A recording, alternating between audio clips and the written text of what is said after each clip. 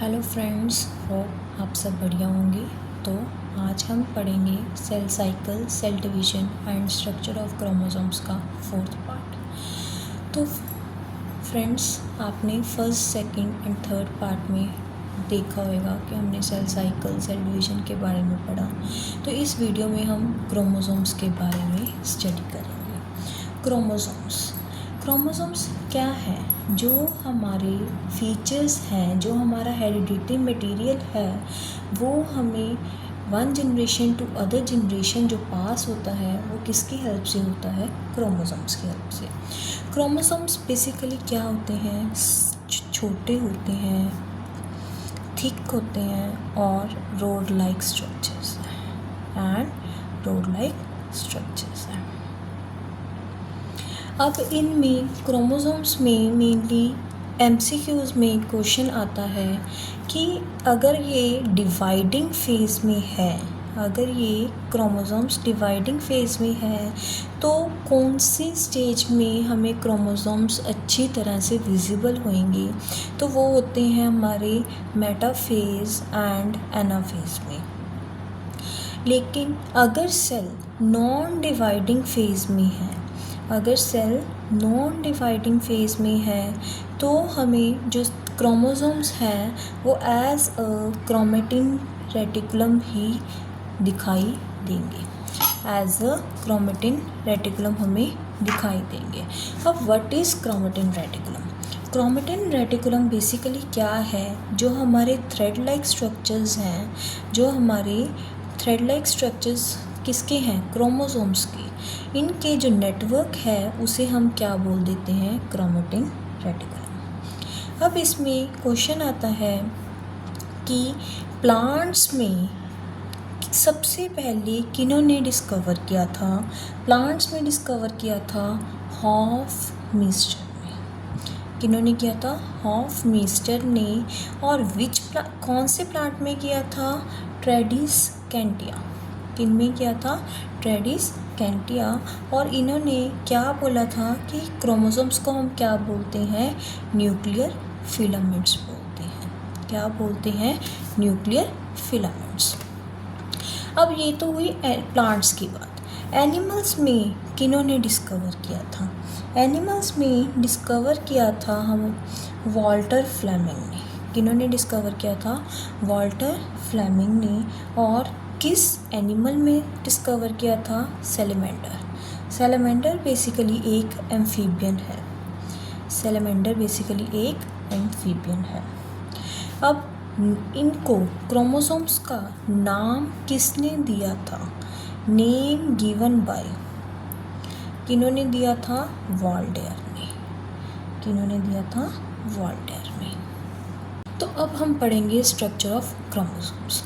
Structure of chromosomes. तो chromosomes में का हमने प्रोफेज में देखा था कि वो वहाँ कंडेंस होने शुरू हो जाते हैं, स्मॉल होने शुरू हो जाते हैं, जिसके बारे में हम अच्छे से स्टडी मेटाफेज और एनाफेज के बारे में ही कर सकते हैं।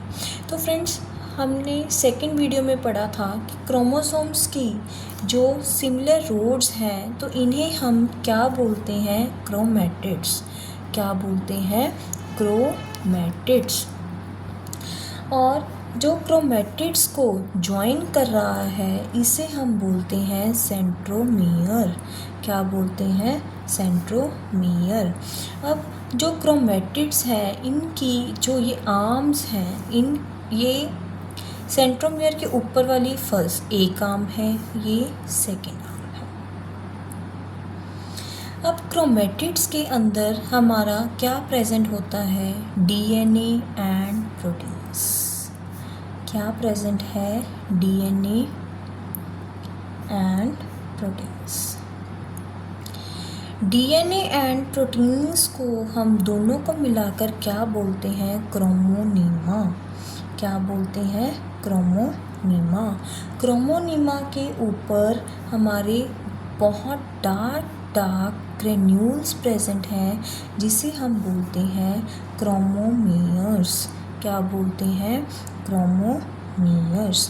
अब जो ये क्रोमोनीमा है, इसके अराउंड यहाँ पे हमारा क्या प्रेजेंट है, फ्लूइड प्रेजेंट है, जिसे हम क्या बोलेंगे, मैट्रिक्स। क्या बोलेंगे, मैट्रिक्स। अब जो ये मैट्रिक्स है, इसके अराउंड एक लेयर और प्रेजेंट है, जिसे हम बोलते हैं, ये इस लेयर को हम बोलते हैं पेलिसेल। इसे हम बोलते हैं पेलिसेल।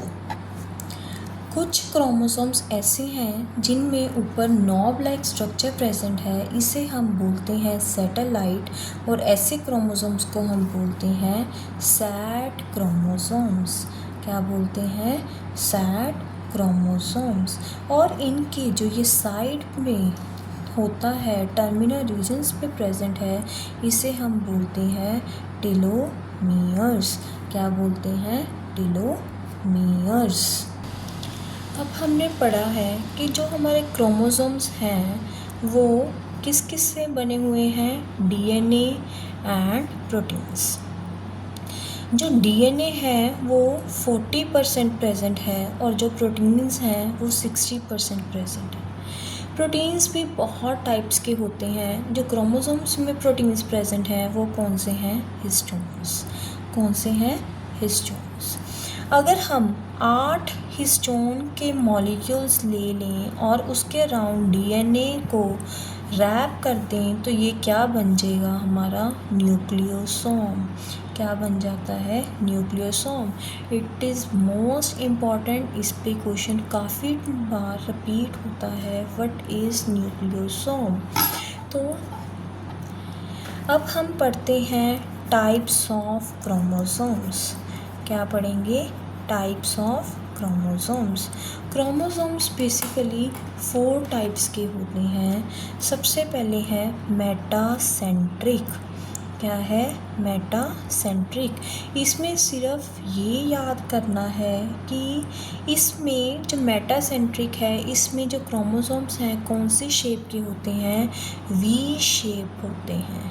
कौन सी शेप के होते हैं, वी शेप, ऐसे होते हैं, मेटासेंट्रिक। नेक्स्ट इज सब मेटासेंट्रिक। सब मेटासेंट्रिक, इसमें कौन से शेप के होते हैं, हमारे एल शेप। इसमें एक आर्म लॉन्ग होती है और एक आर्म शॉर्ट होती है। Next is acrocentric. एक्रोसेंट्रिक में ये जे शेप्ड होते हैं। इसमें भी एक आर्म लॉन्ग होती है और एक आर्म वेरी शॉर्ट होती है। Next is telocentric. टिलोसेंट्रिक यानी कि रोड शेप। इसमें एक आर्म बहुत ज़्यादा छोटी होती है जो हमें विजिबल नहीं है, तो इसे हम क्या बोलेंगे, रॉड शेप। आगे है functions of chromosomes. Chromosomes basically क्या काम कर रहे हैं, क्रोमोसोम्स 2 जनरेशन्स के बीच में लिंक बना रहे हैं। इससे ही हमें पता चल जाता है कि ये जो चाइल्ड है वो बॉय चाइल्ड है या मेल फीमेल चाइल्ड है। इसकी हेल्प से ही हमारे में क्रॉसिंग ओवर पॉसिबल है। क्रॉसिंग ओवर की वजह से ही हमारे में वेरिएशंस आएंगी, एवोल्यूशन होएगी, एंड जो सेल का जो मेटाबॉलिज्म है वो भी क्रोमोसोम्स की हेल्प से मेंटेन रहता है। होप आप सबको क्रोमोसोम्स के टॉपिक के बारे में क्लियर होएगा। Please like, subscribe and share my YouTube channel.